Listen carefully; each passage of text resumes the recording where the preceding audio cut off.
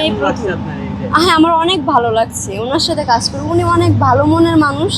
তো আসলে ওনার সাথে না মিশলে কেউ বুঝতে পারবে না যে উনি কেমন মানুষ।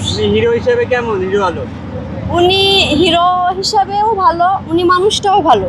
উনি মিডিয়ার সামনে যেরকম দেখেন তার বাইরে উনি অনেক ভালো। তার ভিতরের মানুষটাকে যদি আপনারা একবার দেখেন তাহলে বুঝবেন মানুষটা কেমন। মিডিয়াতে মানুষ ওনাকে যতটা মানে যেগুলো বলে এগুলো তো আপনারা জানেন, কিন্তু তার ভিতরে যে মানুষটা আছে সেটা আপনারা কখনো দেখেননি। আসলে আমি প্রেমে পড়ি নাই, কিন্তু আমি কিন্তু ম্যারিড, ঠিক আছে? তবুও ওনাকে আমার ভালো লাগে। আর ভালোবাসা আর ভালো লাগা কিন্তু এক না। তো আমার ভালো লাগা থেকে আমি বলতে পারি যে উনি আমার চোখে সেরা।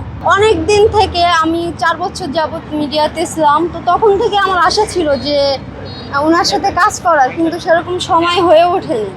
এখন সুযোগ পেয়েছি, এখন এই সুযোগটা হাতছাড়া করতে চাই না। ওনার সাক্ষাৎটা আপনি কিভাবে চাইছেন?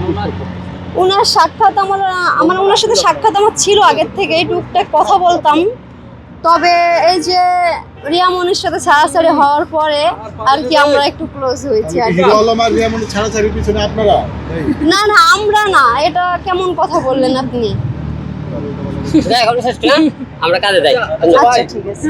আপনি